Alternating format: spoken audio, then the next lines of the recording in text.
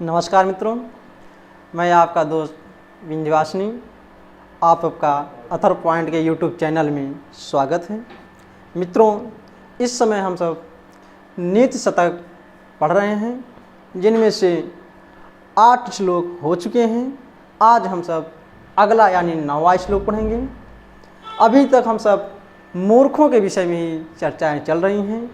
मूर्ख कैसा होता है, मूर्खों को समझाने का जो प्रयास करते हैं वो प्रयास सार्थक प्रयास है या निरर्थक प्रयास है, ये सब अभी तक भर्तृहरि इन सभी श्लोकों में बताते हैं।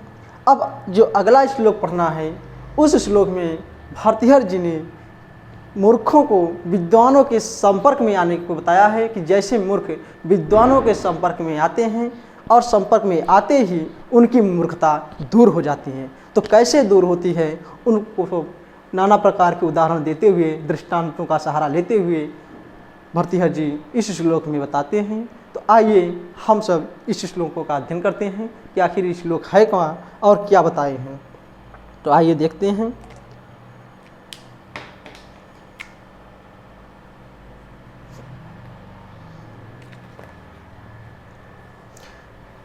श्लोक संख्या 9। यदा किंचिज्ञोऽहं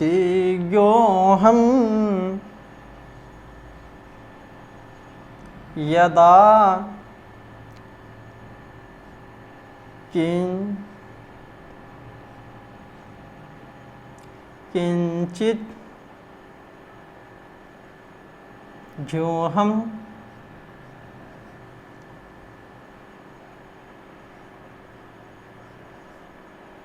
यदा किंचिज्ञोऽहं गज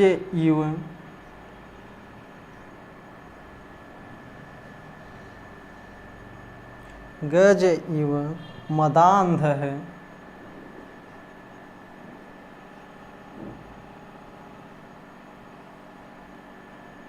समभवम्।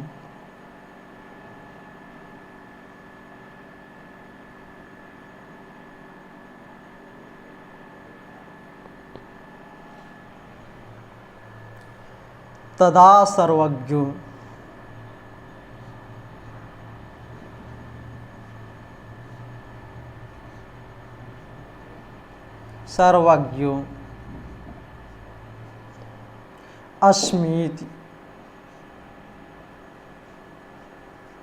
अस्मीत्य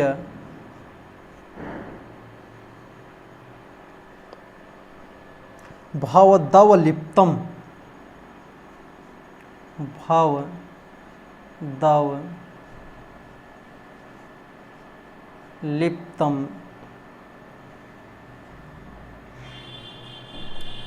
मम मनः क्या मम मनः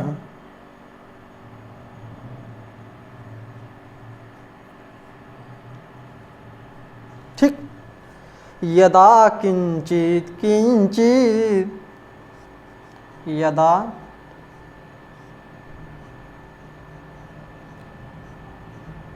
किंचित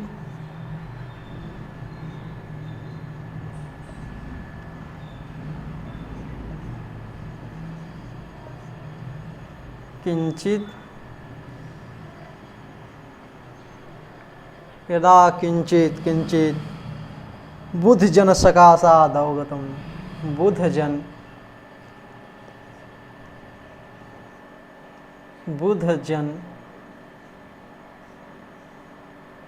सकाशाद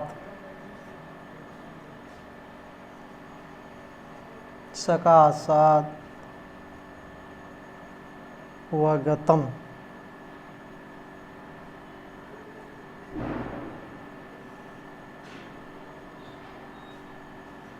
ठीक। तदा मूर्खोऽस्मीति तदा मूर्खो अस्मीति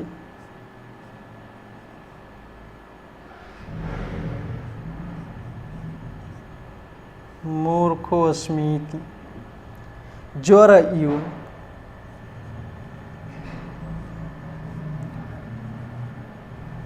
इव मदो में व्यपगतः मदो में व्यपगतः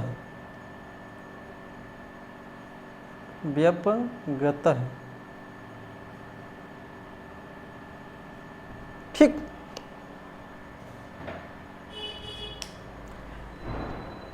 यदा कि इसको एक बार पढ़ते हैं और फिर उसके बाद इसका हम अर्थ निकालेंगे। ठीक।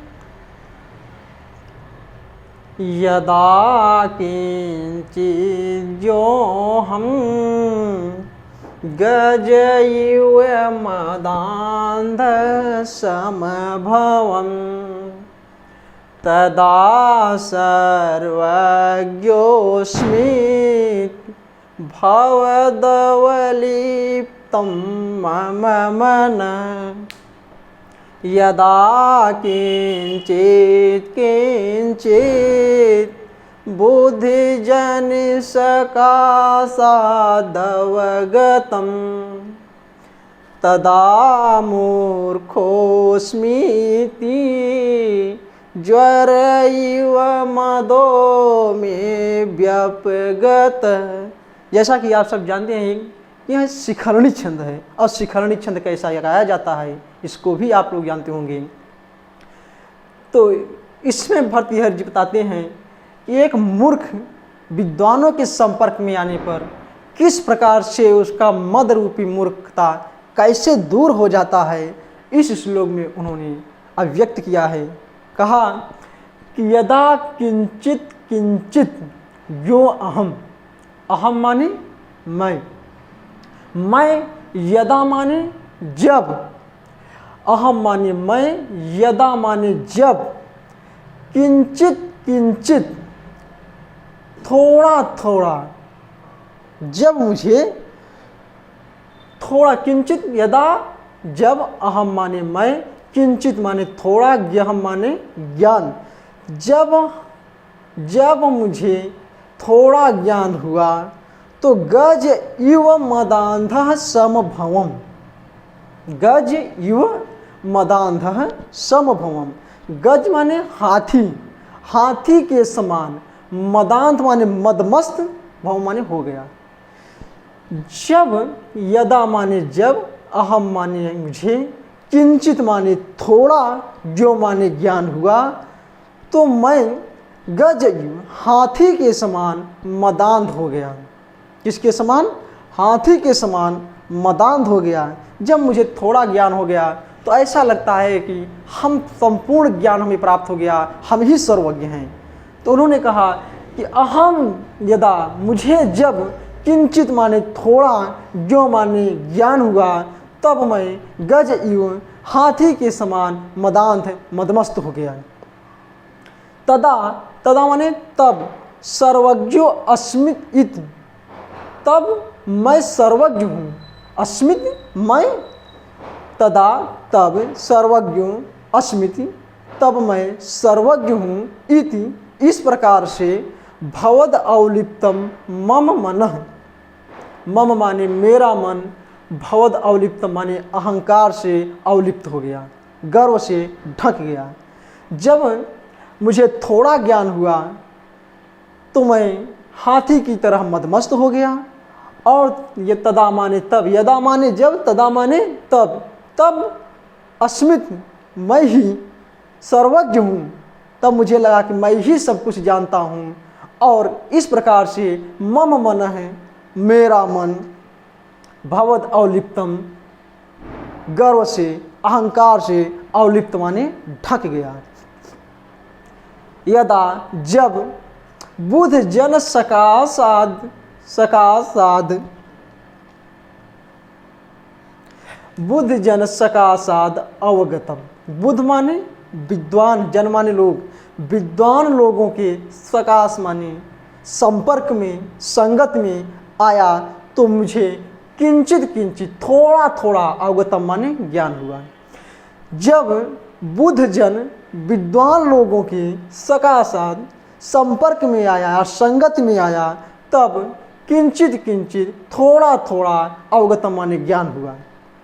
जब मैं विद्वानों के संपर्क में आया तो उनके संपर्क से, उनके संगत से, उनके रहन सहन से मुझे थोड़ा थोड़ा ज्ञान हुआ। जब थोड़ा ज्ञान हुआ तब कैसा लगा, तब उन्होंने कहा तदा मूर्खो अस्मिति, तब मूर्खो अस्मिति, मैं मूर्ख हूँ।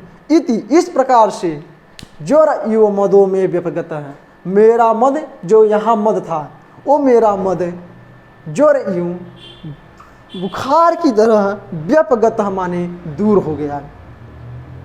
जब मैं विद्वानों के संपर्क में आया तो उनके संपर्क से मुझे थोड़ा थोड़ा ज्ञान प्राप्त हुआ। किंचित किंचित अवगतम, उन्होंने कहा किंचित किंचित अवगतम, थोड़ा थोड़ा अवगतम माने ज्ञान प्राप्त हुआ। जब मुझे थोड़ा ज्ञान प्राप्त हुआ तब तदा मूर्खो स्मृति, तब मैं मूर्ख हूँ। इस प्रकार से व्यपगत दूर हो गया। क्या? ज्वर यू मदो, मेरा मद कैसा दूर हुआ? कहा ज्वर की तरह, जैसे ज्वर दूर हो जाता है उसी प्रकार से मेरा मद दूर हो गया। ठीक, आइए एक बार फिर इसको देखते हैं। यदा किंचित यो अहम, यदा माने जब, किंचित माने थोड़ा, यो माने ज्ञान, अहम माने मुझे। जब थोड़ा ज्ञान मुझे हुआ तो गज यो मदांध है, हाथी के समान मदांध हो गया। जब मुझे थोड़ा ज्ञान हुआ तो मैं हाथी की तरह मदांध हो गया। और तदा, तब सर्वज्ञो अस्मिति, तब मैं ही सर्वज्ञ हूँ। इस प्रकार से, इत्ति माने इस प्रकार से, भवदवलिप्तम मे मनः, मे मनः मेरा मन, भवदवलिप्तम अहंकार से अवलिप्त हो गया, ढक गया, गर्व से ढक गया, भर गया। यदा तब, यदा तब, यदा जब किंचित किंचित बुद्ध जन सकाशाद अवगतम, बुद्ध जन माने विद्वानों के सकाशाद माने संपर्क में, अवगतम माने मुझे ज्ञान हुआ। जब मैं विद्वानों के संपर्क में आया तो किंचित किंचित अवगतम, थोड़ा थोड़ा अवगतम माने ज्ञान प्राप्त हुआ। तदा तब मूर्खो स्मित, तब मैं मूर्ख हूँ।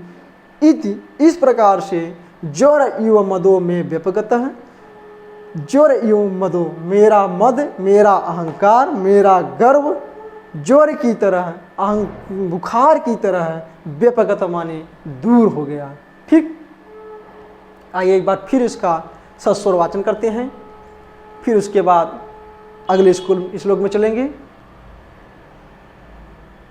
इसमें शिखरणी छंद है, आइए पढ़िए।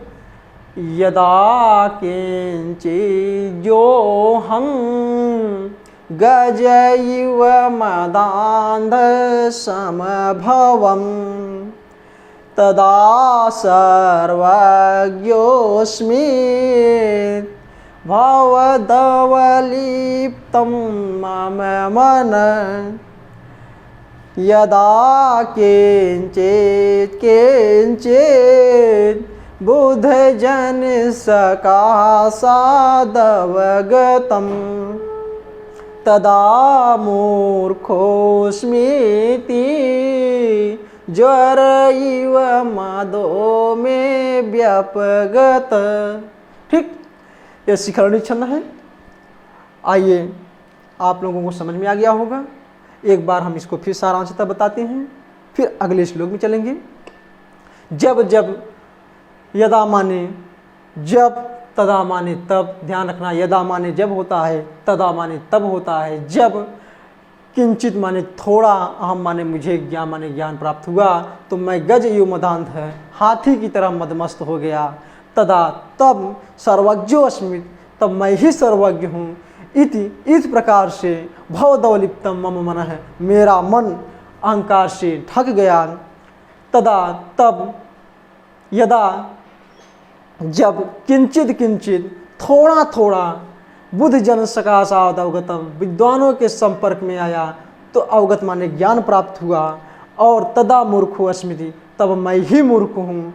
इस प्रकार से मैं मदो, मेरा अहंकार, मेरा गर्व जोर यु व्यपगत है, बुखार की तरह, ज्वर की तरह बेपकदा माने दूर हो गया। ठीक, आइए अब क्लास श्लोक चलते हैं।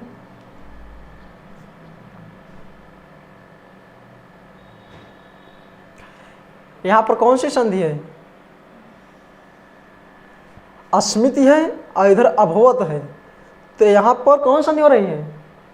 यण संधि हो रही है। ठीक, ई की जगह पर यह हुआ है, अस्मिति है और अभवत है, इधर ई है और इधर अ है, अ और ई मिलकर क्या हुआ?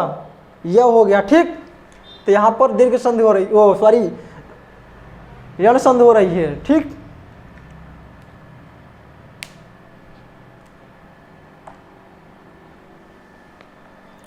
आइए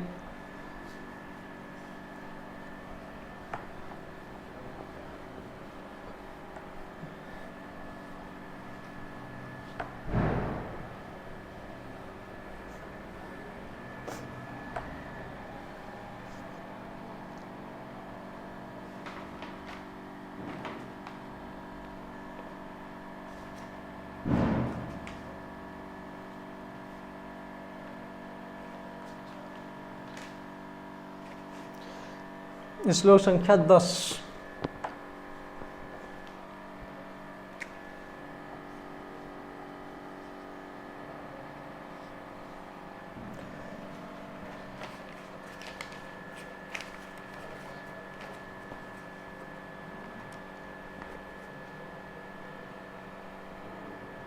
शिरः सार्वम्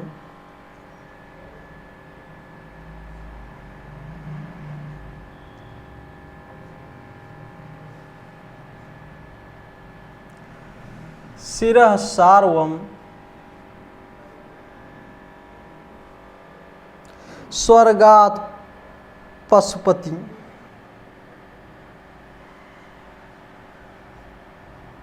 स्वर्गात्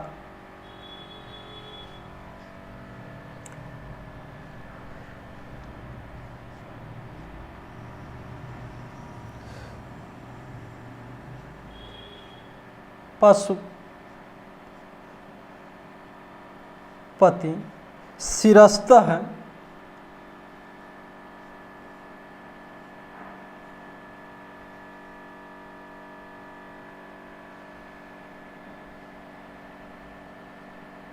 ठीक क्षितिधरम्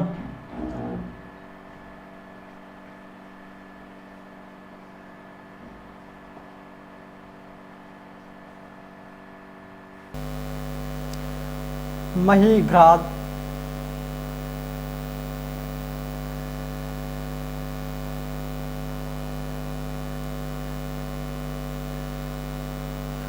उत्तुंगात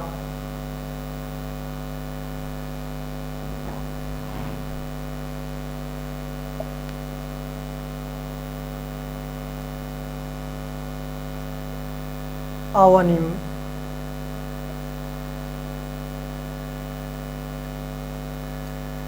महीघ्राद उत्तुंगाद अवनिम अवनेश्च अवनेश्च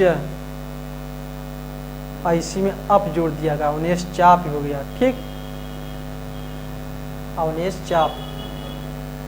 जलधिम यानी समुद्र के लिए जलधिम शब्द आया है, जलधिम।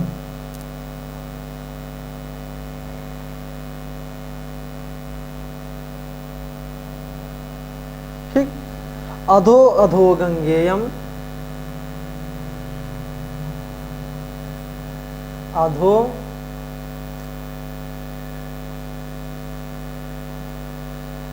अधो गंगेयम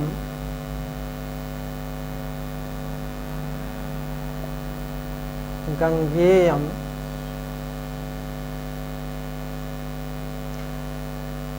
पदम उपगता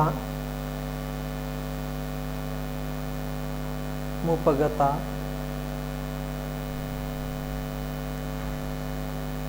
ठीक, स्तोकम अथवा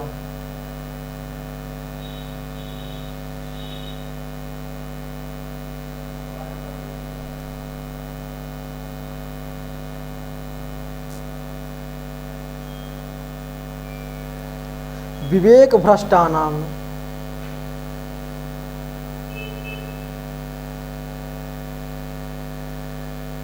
विवेक विवेक भ्रष्टानाम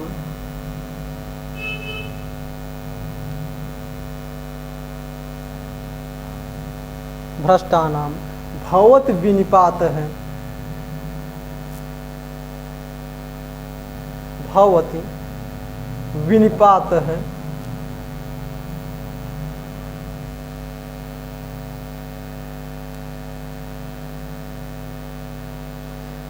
सतमुख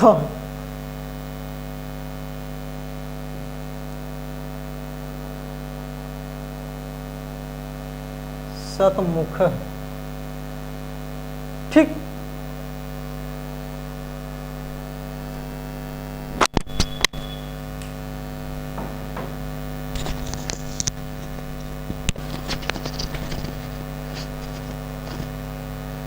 आइए। शिरः सार्वं स्वर्गात् पशुपति शिरस्तः क्षितिधरम महिघ्रात उत्तुंग महिघ्रात उत्तुंगात अवनिम। म में हलंत लगाओगे तो इधर जाएगा तो अवनेश चापी जलधि अधो अधो गंगेयम पदम उपगता इष्टोकम अथवा विवेक भ्रष्टानाम भवत विनिपात सतमुखम। अब भर्तृहरि को ये बताना था, मूल बात उनकी ये थी, ये बात उनकी मुख्य थी, यही वो बताना चाहते थे कि विवेक भ्रष्टानाम भवत विनिपात सतमुखम। विवेक भ्रष्टानाम यानी बुद्धि से भ्रष्ट लोग, बुद्धि से भ्रष्ट लोगों की पतन सैकड़ों प्रकार से होती है, उनको मूल ये बताना था। लेकिन इनकी विशेषता है, ये जो कुछ भी बताना होता है अपने लास्ट पंक्तियों में बताते हैं। इसके पहले जो 3 पंक्तियाँ होती हैं उन 3 पंक्तियों में उसके संबंध दृष्टांत को देते हैं, उन उदाहरणों को देते हुए लास्ट में अपनी मूल बातों को रखते हैं। तो यहाँ पर उन्होंने बताना था उनको कि बुद्धिमान बुद्धि से भ्रष्ट व्यक्ति की किस प्रकार से सैकड़ों तरह से पतन होती है, ये बताना था। अब इसके लिए उन्होंने ऊपर में 3 पंक्तियों में वो दृष्टांत देते हैं। कैसे देते हैं? आपकी एक पौराणिक कथा है, जैसा कि आप सब जानते हैं कि जो गंगा है, ये गंगा स्वर्ग में बहा करती थी। भगीरथ ने तपस्या करके इन्हें पृथ्वी पर लाने का प्रयास किया। गंगा ने कहा कि एक शर्त है, यदि वो शर्त मंजूर हो जाए तो हम पुनः पृथ्वी पर चलेंगे। तो भगीरथ ने कहा ठीक है। उन्होंने कहा कि मेरा वेग अत्यंत तीव्र है, क्योंकि उनको वेग पर बहुत अहंकार था, बड़ा गर्व था। उन्होंने कहा कि वेग मेरा अत्यंत तीव्र है, यदि इस वेग को रोकने वाला मिल जाए तो हम पृथ्वी पर चल सकते हैं, नहीं तो पृथ्वी मेरे वेग को सहन नहीं कर पाएगी। तब भगीरथ ने उस वेग को रोकने के लिए भगवान शिव की तपस्या की और शिव जी प्रसन्न हुए, उस शर्त को स्वीकार किया। तब गंगा जी ने अत्यंत वेग से पृथ्वी पर आने के लिए तत्पर हुई, और जैसे आती हैं वैसे कैलाश पर्वत पर निवास करने वाले भोलेनाथ, उन्होंने अपने जटा में गंगा को लपेट लिया और उसके बाद फिर वो हिमालय पर छोड़े। हिमालय से पृथ्वी पर आती हैं, पृथ्वी से फिर समुद्र मिल जाती हैं। इस प्रकार से कहा कि जैसे गंगा निरंतर पतन की ओर उन्मुख होती हुई समुद्र में जाकर मिल जाती हैं, उनको भी अहंकार था। कहा जाता है कि गंगा को कौन विवेक से भ्रष्ट हो गया था, क्योंकि भर्तृहरि जी कहते हैं कि विवेक भ्रष्ट लोगों की पतन सैकड़ों प्रकार से होती है। तो गंगा को कौन सा विवेक भ्रष्ट था? उनको भी विवेक भ्रष्ट था कि उनको अहंकार था, उनको गर्व था, इसका विवेक भ्रष्ट था उन्हें। तो जिस प्रकार से गंगा स्वर्ग से बहा करती थी, स्वर्ग से जाकर समुद्र में गिर पड़ती हैं, जिससे वो निरंतर पतन की ओर उन्मुख होती हुई समुद्र में गिरती हैं, उसी प्रकार से यह विवेक भ्रष्ट व्यक्ति भी सैकड़ों प्रकार से पतन की ओर उन्मुख हो जाते हैं। ठीक, आइए देखते हैं इसका शब्दार्थ के रूप में। अब हम इसको जानते हैं। तो सारांश था, कहा इयम गंगेयम, गंगेयम है ना, इयम गंगा, इसको अलग कर दीजिए। इयम गंगा, यह गंगा यानी यह गंगा स्वर्गात सार्वम शिरः, स्वर्गात माने स्वर्ग से, सार्वम माने शिव के, शिरः माने सिर पर। तो यह गंगा स्वर्गाद स्वर्ग से शिव के सिर पर, यानी स्वर्ग से कहाँ आती हैं? स्वर्ग से शिव के सिर पर आती हैं, सिर पर गिरती हैं। तो कहा भट्टियर ने कहा कि स्वर्गाद सारों सिर, स्वर्ग से शिव के सिर पर गिरती हैं और उसके बाद पशुपति, यानी फिर स्वर्ग से शिव के सिर से कहा जाती हैं। तो कहा पशुपति शिरस्त क्षितिधरम, पशुपति के सिर से क्षितिधरम मानी हिमालय पर आती हैं। स्वर्ग से शिव के सिर पर आती हैं और शिव के सिर से स्वर्गाद सारोम सिर, स्वर्ग से शिव के सिर पर, और पशुपति माने होता शिव, शिव के सिर से क्षितिधरम, क्षितिधरम हिमालय पर, शिव के सिर से हिमालय पर आती गिरती हैं। और फिर महिंग्राद तुंगाद, हिमालय की ऊंची चोटी से अवनिम, अवनिम माने होता है पृथ्वी, तो महिग्राद हिमालय की ऊंची चोटी से अवनिम माने पृथ्वी पर, अवनिम माने पृथ्वी पर गिरती हैं। और फिर मतलब लगाओगे तो इधर हो जाएगा, फिर अवनेश्च, और फिर अवनी से भी यानी फिर पृथ्वी से भी जलधिम, समुद्र में जाती हैं, समुद्र में गिरती हैं। कहा एवं इस प्रकार से अधो अधो, नीचे नीचे, स्तोकम पदम, अल्प स्थान को उपगता माने प्राप्त हो जाती हैं। इस प्रकार से है गंगा अल्प स्तोकम, स्तोकम माने अल्प, अल्प पदम माने स्थान को, उपगता माने प्राप्त हो जाती हैं। अथवा विवेक भ्रष्टानाम भवत विनिपातः शतमुखम, विवेक भ्रष्टानाम भवत विनिपातः शतमुखम, विवेक से भ्रष्ट लोगों का पतन शतमुखम, सैकड़ों प्रकार से भवत माने होता है। कहा जैसे गंगा का पतन होगा, को पहले स्वर्ग में बहती थी, स्वर्ग से हिमालय पर आई, शिव के सिर पर आई, और शिव के सिर से हिमालय पर आई, हिमालय से पृथ्वी पर आए, और पृथ्वी से फिर समुद्र में जा गिरी। जिस प्रकार से ये गंगा का निरंतर अवनत की ओर मुख होते हुए पतन की ओर अग्रसर हो गई, उसी प्रकार यह विवेक भ्रष्ट लोग का पतन सैकड़ों प्रकार से होता है। आइए फिर देखते हैं इसको।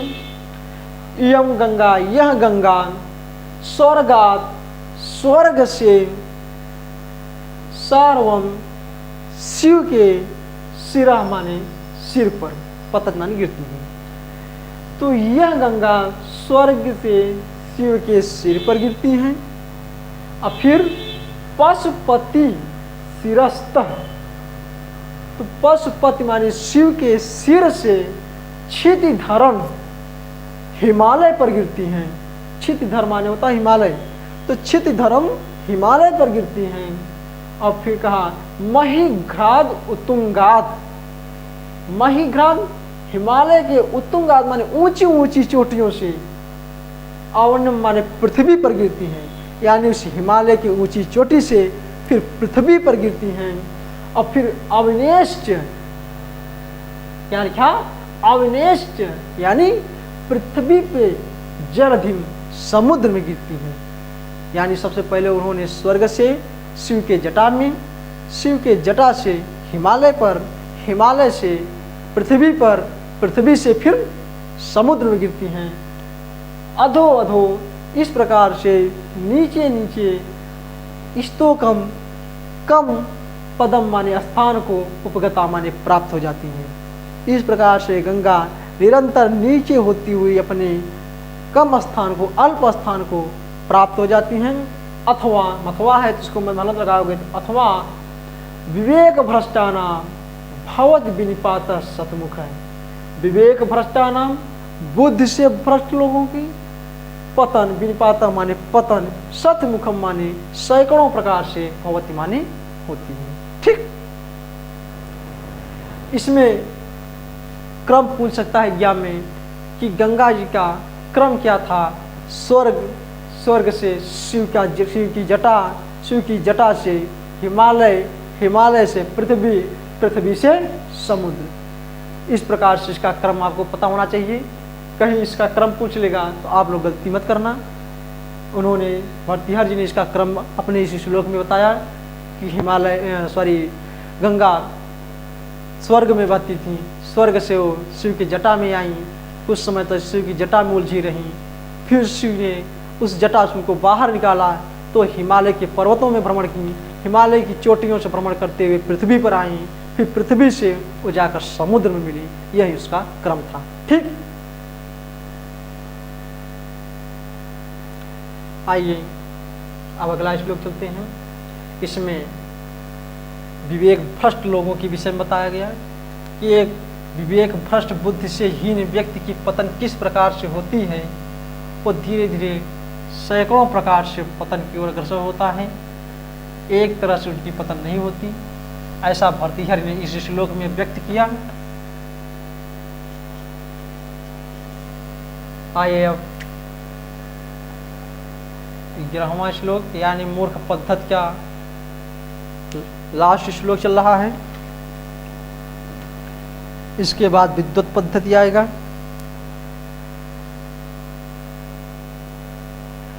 अभी तक हमने पढ़ा कि मूर्ख किस प्रकार से विद्वानों के संपर्क में आने पर अपनी मूर्खता को दूर करता है, और उसके बाद एक विवेक भ्रष्ट की पतन कितने प्रकार से होती है। इन 2 श्लोकों में हमने ये पढ़ा। अब ये जो श्लोक अगला पढ़ने जा रहे हैं, इसमें ये बताया गया है कि मूर्खों की औषधि क्या है। मूर्खों की औषधि कुछ नहीं है, सभी की तो औषधियाँ हमारे शास्त्रों में व्याप्त हैं, लेकिन मूर्खों की औषधि कहीं नहीं मिलती। उसको भर्तृहरि ने इस श्लोक में बताते हैं। तो आइए देखते हैं ये श्लोक है कौन सा। शक्यो वारितुम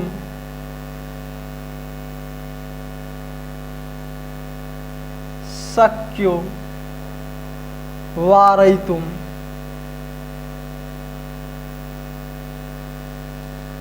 वारयितुम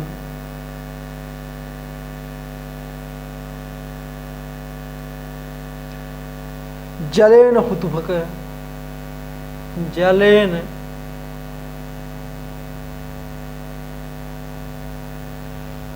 हुतभुक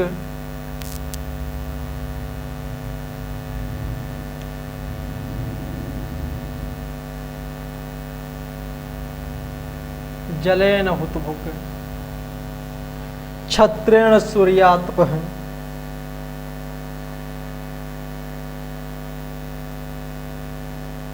क्षत्रेण सूर्यातपः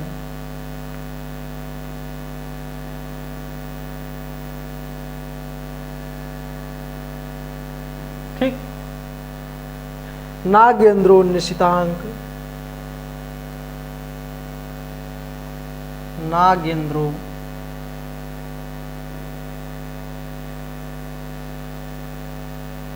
नागेंद्रो निशितांकुशेन निशि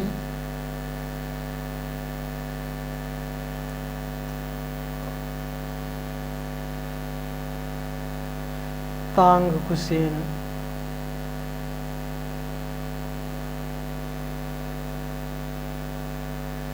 निशितांगकुशेन समदोदंडेन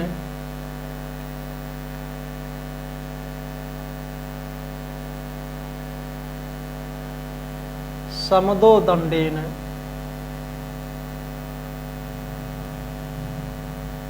गोगर्धभो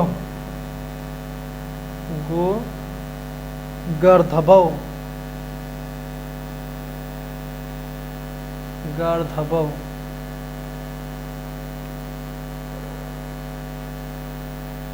गोगर्धभो व्याधि भेषज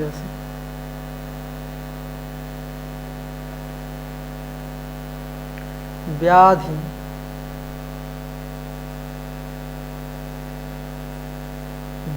भेषज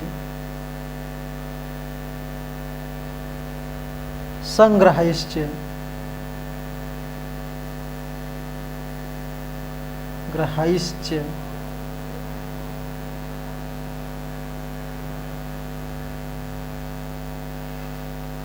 संग्रहश्च विविधैः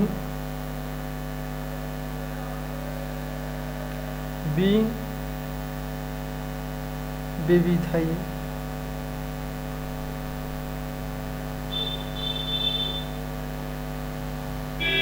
मंत्र प्रयोगै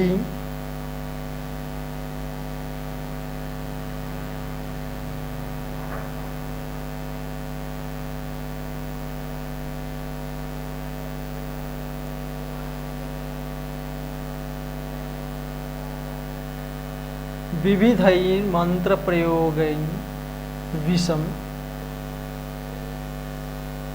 सर्वस्यौधस्यमस्ति सर्वस्य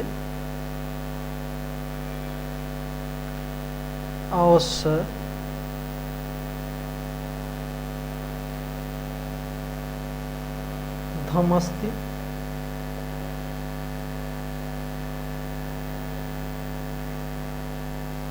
शास्त्र विहितम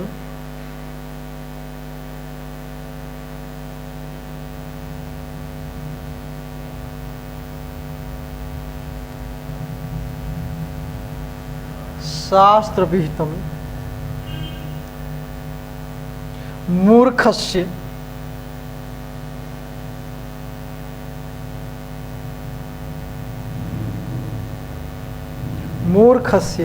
नास्ति औषधम्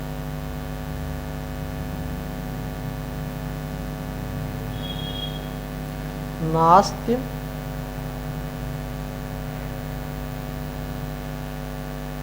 औषधम, नीचे लिख दे रहे हैं।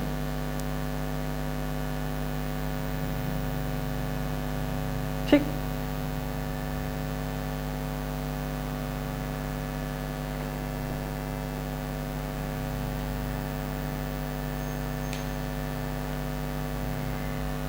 आइए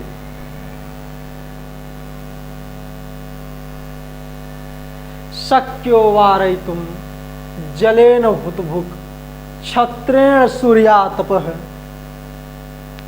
नागेन्द्रो निशितांगकुशेन समदो दंडेन गोगर्धभौ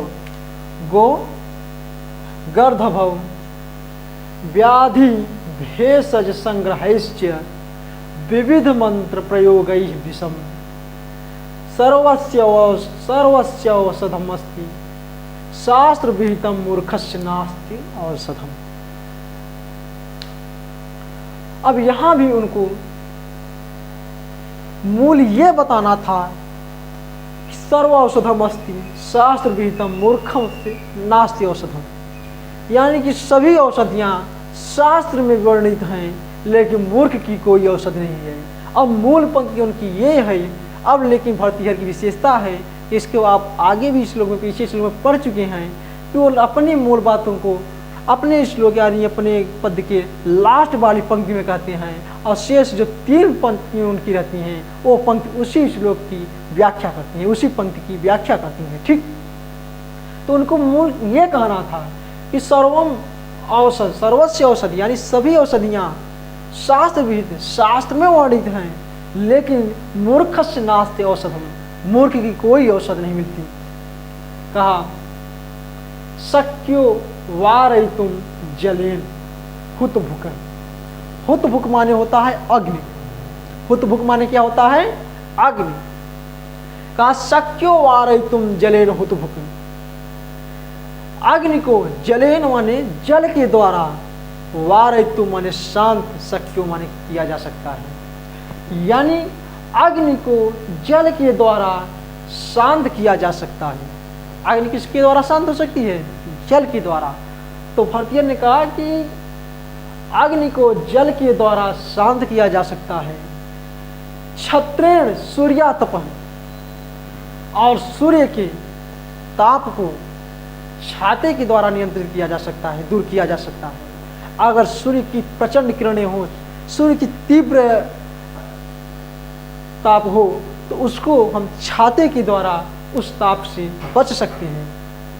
और नगेंद्रो निशितांकुशेन समुदो माने मदमस्त, नागेंद्रो माने हाथी, समुदो माने मदमस्त, नागेंद्रो माने हाथी, मदमस्त हाथी को निशितांकुशेन, निशिता माने निशिता माने तीक्ष्ण, अंकुशेन में अंकुश के द्वारा, यानी मदमस्त हाथी को तीक्ष्ण अंकुश के द्वारा उसे नियंत्रित किया जा सकता है। और दंडेन गो गर्दभो, दंड के द्वारा, डंडे के द्वारा गाय और गधे को उसके रास्ते पर ले जाया जा सकता है। व्याधि भेषज संग्रहिश्च, और व्याधि, व्याधि माने होता है रोग को, भेषज संग्रहिश्च औषधियों के संग्रह के द्वारा, भेषज संग्रह माने औषधियों के संग्रह के द्वारा व्याधि को दूर किया जा सकता है। और विविध मंत्र प्रयोगई विषय, व्याधि, व्याधि को भेषज माने औषधियों के संग्रह के द्वारा दूर किया जा सकता है। यानी व्याधि को, बीमारी को, रोग को औषधियों के संग्रह करके हम उस रोग का नियंत्रण कर सकते हैं, उस रोग पर काबू पा सकते हैं, उस रोग को दूर कर सकते हैं। और क्या कहा? कहा विविध मंत्र प्रयोगई, विविध मंत्र प्रयोगई यानी विभिन्न प्रकार के मंत्रों का प्रयोग करके विषम, विष को दूर किया जा सकता है। विभिन्न अनेक प्रकार के मंत्रों का प्रयोग के द्वारा विषम, विष को दूर किया जा सकता है। परम सर्वस्व औषधम अस्ति शास्त्र विहितम, सभी वस्तुओं की औषधम, औषध शास्त्र विहितम अस्ति, शास्त्र में वर्णित है। मूर्खस्य नास्ति औषधम, लेकिन मूर्ख की कोई औषधि नहीं मिलती, मूर्ख की कोई औषधि नास्ति नहीं मिलती है। और सभी वस्तुओं की औषध तो शास्त्रों में मिलती है, लेकिन मूर्खों की कोई औषध नहीं मिलती। अगर प्रश्न पूछ ले कि औषधियाँ कहाँ मिलती हैं, सभी वस्तुओं की औषधि कहाँ मिलती है, तो शास्त्रों में मिलती है। कहाँ मिलती है? शास्त्रों में मिलती है। आइए फिर इसको एक बार देखते हैं। जलेन हुतभुक, जल के द्वारा, हुतभुक माने अग्नि को वारयितुम शक्यो, शांत किया जा सकता है। हुतभुक माने आग होता है, जलेन, जल शब्द में तृतीया विभक्ति एक वचन है तो के द्वारा होगा, तो आग को जल के द्वारा वारयितुम शांत किया जा सकता है। क्षत्रिय सूर्यातप, सूर्यातप सूर्य के ताप को क्षत्रिय छातों के द्वारा, छतरी के द्वारा दूर किया जा सकता है। नगेंद्रो निशितांकुशेन समदो, समदो माने मदमस्त, मदमस्त नगेंद्रो माने हाथी को तीक्ष्ण अंकुश के द्वारा नियंत्रित किया जा सकता है। दंडेन गो गर्दभो, गो गाय और गधे को दंड के द्वारा यानी डंडे के द्वारा उसके रास्ते पर चलाया जा सकता है। व्याधि भेषज संग्रहिश्च, व्याधि माने होता है रोग, रोगों को भेषज संग्रहित, भेषज संग्रहिश्च, भेषज माने औषधियों के संग्रह के द्वारा रोग को दूर किया जा सकता है। विविध मंत्र प्रयोगई है, विषम, विविध माने विभिन्न प्रकार के मंत्र प्रयोगई है, मंत्रों के प्रयोग के द्वारा विषम, विष को दूर किया जा सकता है। सर्वस्य औषधम अस्ति शास्त्र विहितम, सर्वस्य सभी वस्तुओं की औषधि शास्त्र विहितम, औषधि माने औषध, शास्त्र विहितम माने शास्त्र में, अस्ति माने है, यानी सभी औषधियों, सभी प्रकार की यानी सभी वस्तुओं की औषधि शास्त्रों में वर्णित है। परंतु मूर्खस्य नास्ति औषधम, परंतु मूर्खों की कोई औषधि नहीं है। अर्थात मूर्ख की कोई औषधि नहीं है। आप मूर्ख के सिवाय यदि आप में कोई बीमारियां हैं, आप में कोई कष्ट है, कुछ समस्याएं हैं, तो उन सब समस्याओं का शास्त्रों में निदान है। परंतु मूर्ख का कोई समस्या का निदान, मूर्ख की कोई औषधि हमारे शास्त्रों में नहीं है। ऐसा भर्तृहरि जी इस श्लोक में बताते हैं। ठीक,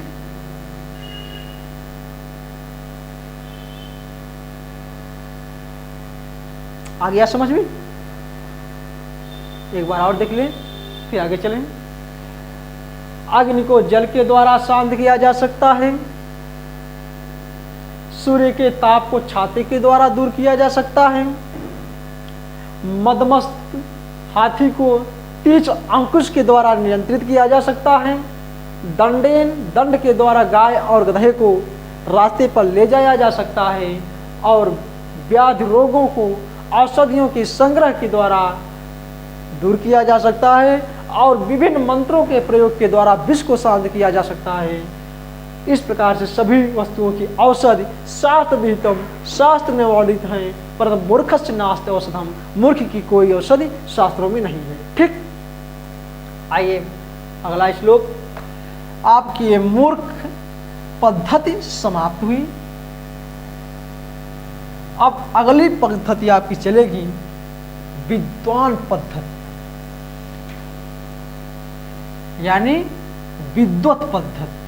अभी तक आप मूर्ख पद्धति पढ़ रहे थे, ठीक, अब आप विद्वत पद्धति पढ़ेंगे।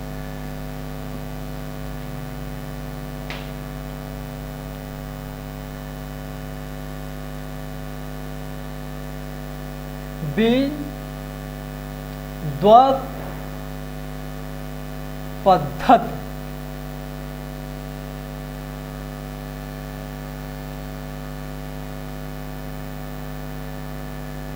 विद्वत पद्धति, ठीक। अभी तक आप मूर्ख पद्धति के विषय में चर्चा कर रहे थे। अभी तक हम सब मूर्ख के विषय में पढ़ रहे हैं। अब हम सब मूर्ख पद्धति को समाप्त कर चुके हैं। अब विद्वान पद्धति को पढ़ेंगे कि अभी तक जैसे कि आप सब मूर्खों के विषय में जानकारियाँ प्राप्त कर रहे थे, मूर्ख कैसा होता है, मूर्खों को शांत किया जा सकता है या नहीं किया जा सकता, उसको अच्छे रास्ते पर ले जाया सकता है कि नहीं ले जा सकते। अब उसके बाद अब हम विद्वान को पढ़ेंगे, क्या कि विद्वान क्या होता है, विद्वान का स्वरूप क्या है, उसके विषय में हम सब अध्ययन करेंगे। तो आइए अब हम अगला श्लोक विद्वान पद्धति की स्टार्ट कर देते हैं। यही श्लोक के बाद विराम लेते हैं, फिर अगला इसके बाद श्लोक अगले दिन पढ़ाएंगे। तो आइए एक श्लोक इसका भी देख लेते हैं।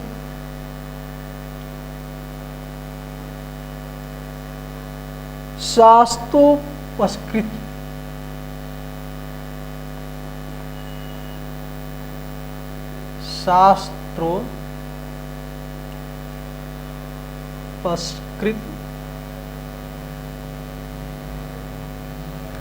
शब्द सुंदर गिरह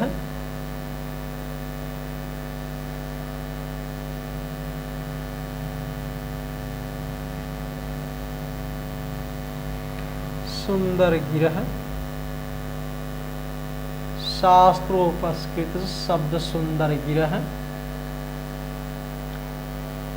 शिष्य प्रदेयागम शिष्य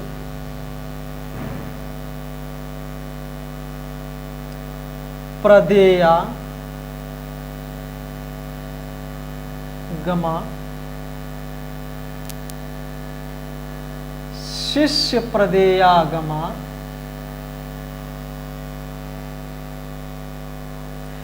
विख्याता कवयो विख्याता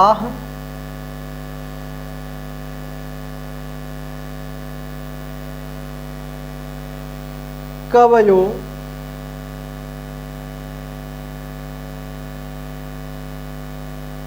कवयो वसंत विषये विख्याता कवयो वसंत विषये वसंत विषये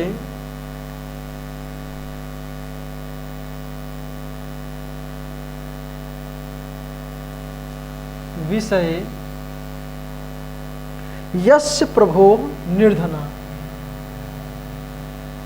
यस्य प्रभो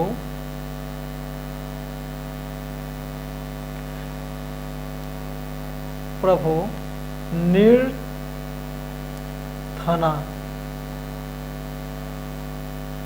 यस्य प्रभो निर्धना तज्जाड्यम वसुधाधिपः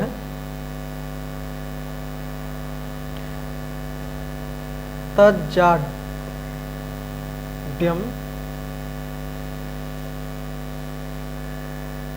तज्जाड्य वसुधाधिपस्य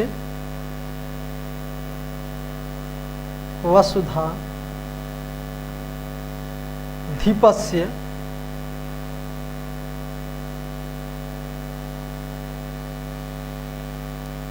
तज्जाड्यम वसुधाधिपस्य सुधीयस्तदर्थ्य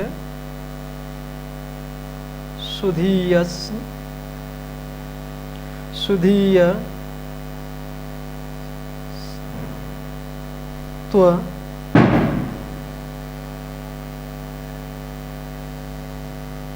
अर्थम विनापीश्वरा विनापि स्वराः विनापीश्वराः कुत्स्या स्युः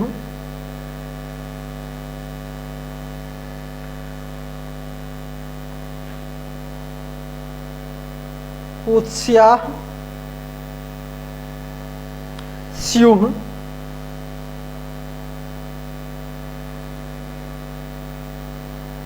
कुपरीक्षका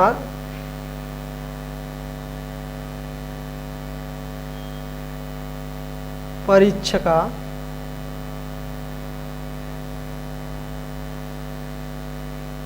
न मणयो यई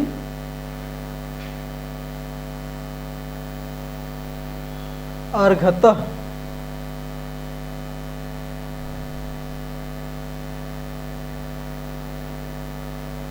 पतिता।